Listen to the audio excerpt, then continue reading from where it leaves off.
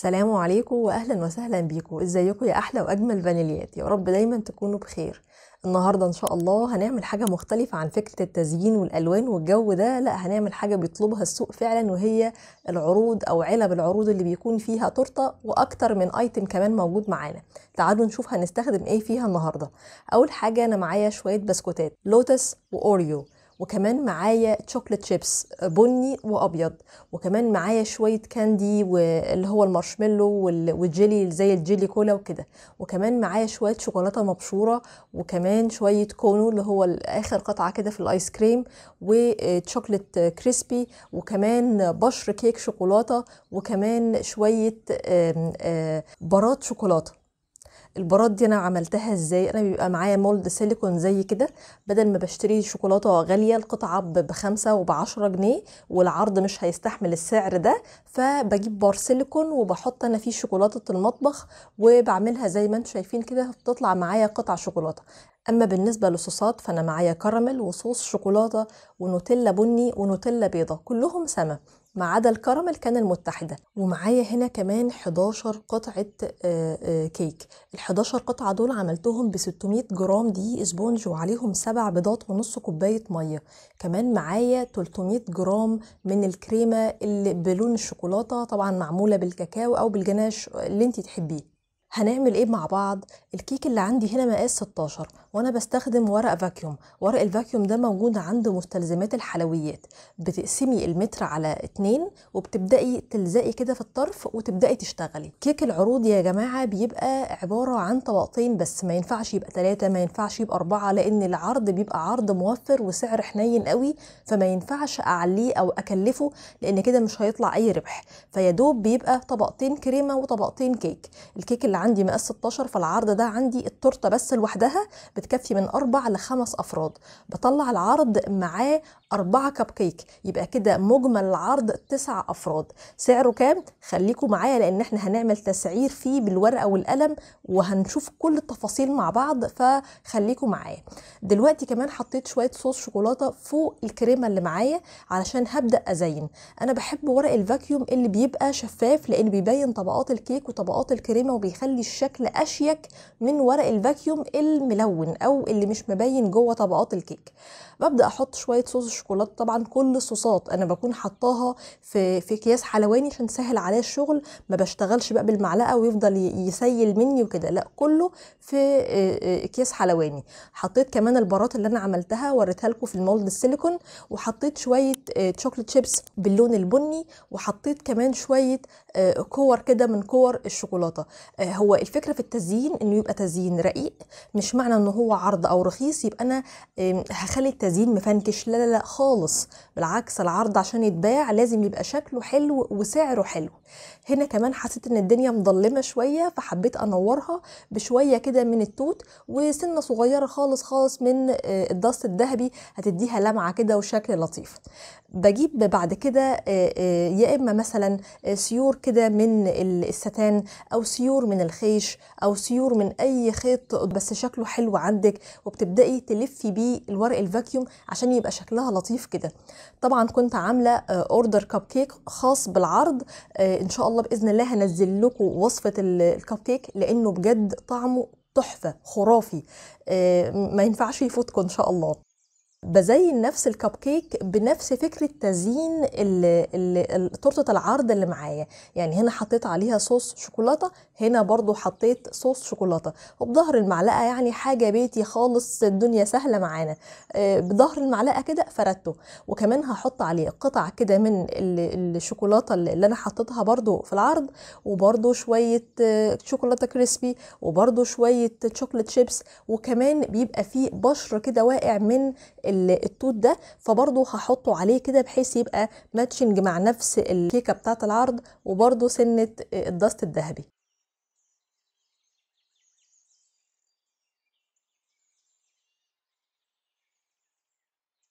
كل عرض عندي بيبقى عبارة عن تورتة مقاس 16 ومعاها الكب كيك بتاعها. ما عندناش تورتة بتخرج لوحدها، كل تورتة لازم تاخد بناتها في ايديها وهي خارجة. نفس الفكرة هنا برضو، بس كان عندي ورق فاكيوم بقى بلون تاني. ده الورق اللي انا بقول لكم عليه، اللي هو اللي بيبقى عليه رسمة من بره.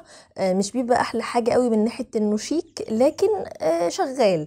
كان الورق البكرة الفاكيوم الشفاف اللي عندي خلص، فهكمل معاكم بده، وكمان عشان تعرفوا الانواع اللي موجودة في السوق. ورق الفاكيوم ده بيبقى المتر ب5 جنيه، فمش غالي، والورقة بتكفي المتر الواحد، بيكفي تورتتين، فبياخد يدوب ب2 جنيه ونص الورق الفاكيوم. نفس الفكرة اللي عملتها في اللي فاتت هعملها هنا برضو. طبقتين الكيك اسقي، طبقتين الكريمه، وطبقه صوص الشوكولاته. والله بقى حابه تضيفي صوصات تانية اهلا وسهلا، بس ما انصحكيش بالصوصات الغاليه. يعني مثلا ما تروحيش تحطي لوتس مثلا، الدنيا هتعلى قوي معاكي ومش هتعرفي تبيعيه بسعر حنين.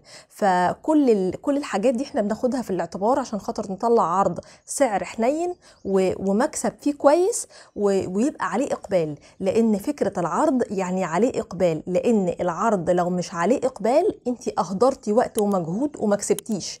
العرض المكسب في العرض بيجي من الكمية، تمام؟ مش بواحدة ولا 2 ولا 3. فعشان نبقى متفقين، الجزء الصغير ده انا هسيبه عشان هحط عليه شريطة وهكتب عليه اسم العميل، فكنت عاملة حسابها. هنا كمان هزين الكب كيك بنفس ستايل تزيين التورته. هحط برضو صوص الشوكولاته وهبدا ازين بنفس الفكره. طالما حطيت على الكيك نفسه صوص شوكولاته وشويه شوكليت شيبس، فهحط نفس الموضوع. على فكره انت ممكن ما تلتزميش بالاشكال اللي انا بعملها، وممكن ما تلتزميش بان الكب كيك يبقى شكله نفس شكل الكيك، بس انا حبيت ده. يعني دي حاجه ميزتني، ان انا بعمل الشكل بنفس الستايل بتاع التورته، فبتحسي انها وحده متكامله وحاجه شيك ولطيفه مش مفنكشه.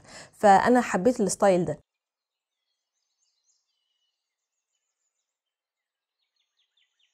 تعالوا كمان نشوف شكل مختلف. خلاص انا هجيب لكم الاشكال من فوق بس، لان احنا عرفنا الستايل نفسه بتاع الكيك، والكريمه في الحشو عامل ازاي.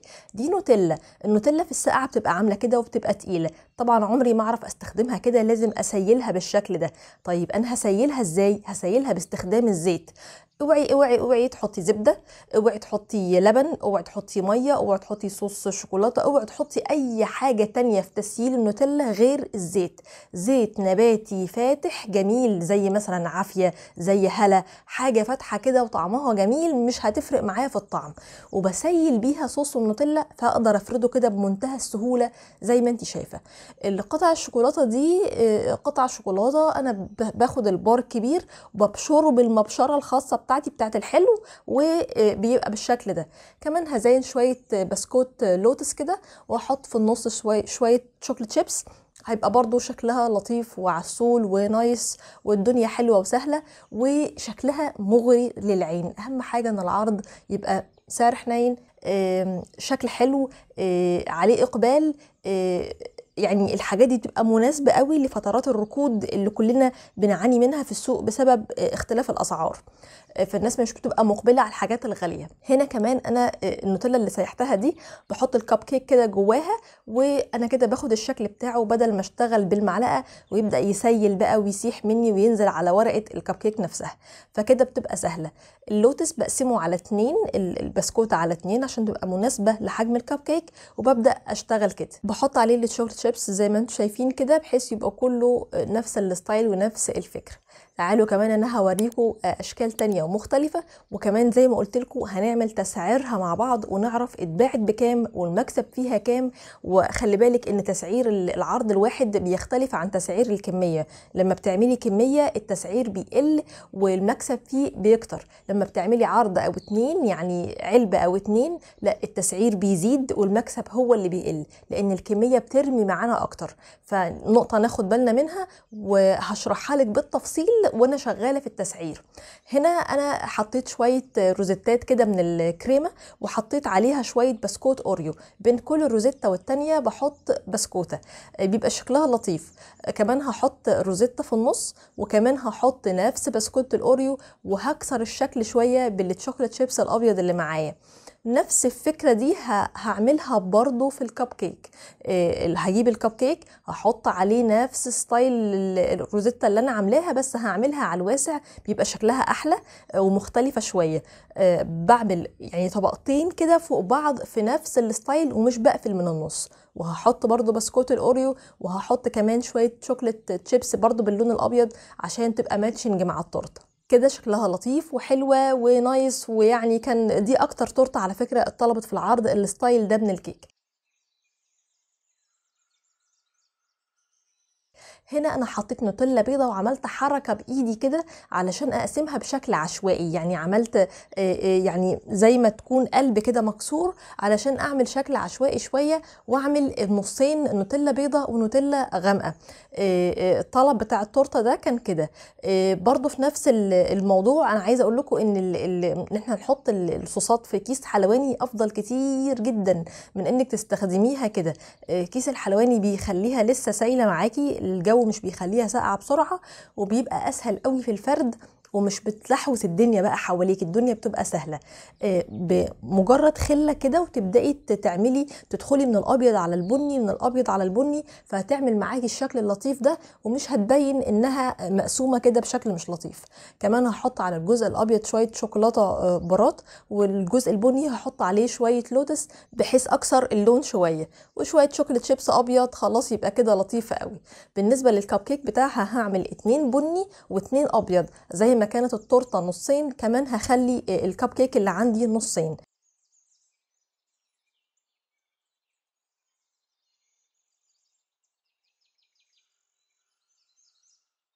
بظهر المعلقه هبدا افرد كده النوتيلا البني وافرد النوتيلا البيضه.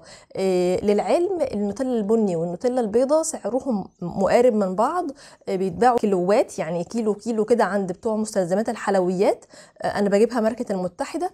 حبيت النوتيلا البني اكتر من النوتيلا البيضه، حسيت فيها طعم الكاكاو والشوكولاته اوضح. النوتيلا البيضه ما حسيتش بالطعم ده قوي. زي ما زينت النصين هنا هزين النصين هنا بنفس الستايل. هنا برات، هنا لوتس، هنا تشوكلت شيبس ابيض، هنا تشوكلت شيبس بني. تعالوا معايا دلوقتي نشوف الشكل النهائي كلهم عامل ازاي، ونسعر مع بعض نعرف تسعيرهم كام، التكلفة بتاعتهم كانت كام بالظبط، كسبت فيهم قد ايه، هل الموضوع ده مربح ولا مش مربح، وكله بالورقة وبالقلم. ودلوقتي تعالوا مع بعض هنسعر كده بالورقة والقلم ونشوف كل التكنيكس. تسعير عرض تورتة الفاكيوم مقاس 16 ومعاها 4 كب كيك. انا لما بسعر 5 عروض مع بعض، يعني بخبز صينيتين وبسعر ال5 عروض وبعدين اقسم على ال5 فيطلع لي سعر العرض الواحد بكام. الطريقة دي بتخليني احدد بالظبط سعر العرض الأصلي بسعره الحقيقي، لأن الكمية لما بعمل تسعيرها بتختلف لما بعمل تسعير عرض واحد بس. تمام؟ فيلا نشوف. أنا استخدمت 600 جرام سبونج كيك، دول ب18 جنيه. 7 بيض، دول ب21 جنيه. كيس محسن جل المتحدة ب5 جنيه. 300 جرام كريمة، دول ب37 جنيه. 250 جرام سكر زائد سيرب يبقى ب5 جنيه. 50 جرام كاكاو ب4 جنيه. صوص نوتيلا وصوص شوكولاتة وصوص كراميل دول ب20 جنيه. مستلزمات تزيين سطح التورتة اللي هو البسكوت، اللوتس والأوريو، الشوكليت شيبس، الشوكليت كريسبي، قطع الشوكولاتة، شوكولاتة مبشورة، كل ده اتكلف معايا 40 جنيه. كمان معاها توت والكاندي. 5 قعدة تورتة. قعدة التورتة اللي عندي ب3 جنيه، ف3 في 5 ب15 جنيه. 5 علبة تورتة. علبة التورتة اللي عندي ب6 جنيه، 6 في 5 ب30 جنيه.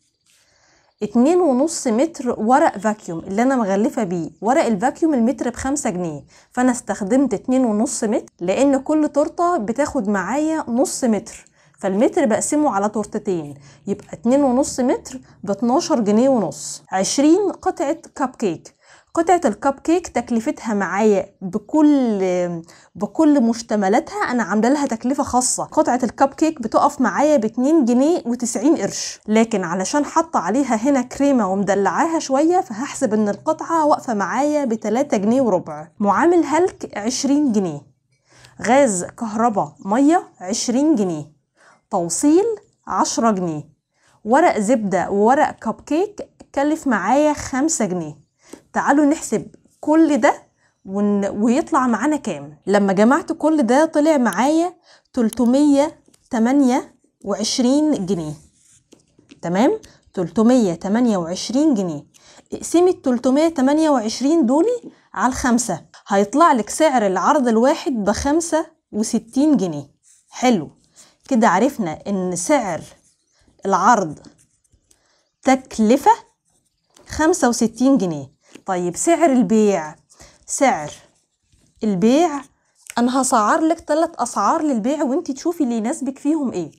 سعر البيع ممكن اول حاجة يطلع ب100 جنيه، فتبقى انتي كسبانة فيها 35 جنيه، وده مش وحش، انتي كده كسبانة فيها 53% من قيمة التكلفة لانك مكلفة 65. طيب سعر البيع ممكن يطلع معايا 120 جنيه، وساعتها هبقى كسبانة فيها 55 جنيه، وده كويس جدا جدا جدا. طيب سعر البيع أقصى شيء ممكن يتباع بيه هو 130 جنيه. ليه بقولك أقصى شيء؟ لأنك بتضربي 65 في 2 ب130 جنيه، يعني انتي أخدتي فيها 100% ربح. كلفتيها 65، أخدتي قصادهم بالظبط 65. ليه بقولك إن أقصى حاجة ممكن تبيعيها 130؟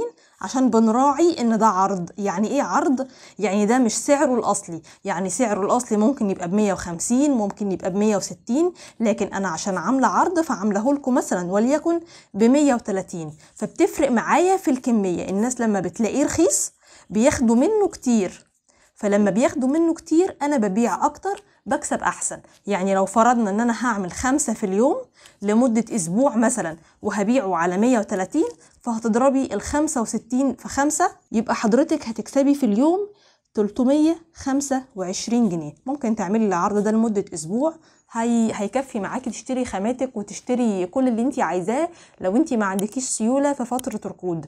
موضوع العروض ده بنعمله في فترات الركود لانه بيكون متعب شوية، بياخد وقت شوية، لكن للأمانة العرض ده ما كانش متعب قوي، لان الرصة بتاعته والتجليسة بتاعته كلها بتتعمل مرة واحدة، فتك تك تك تك خلاص خلصنا.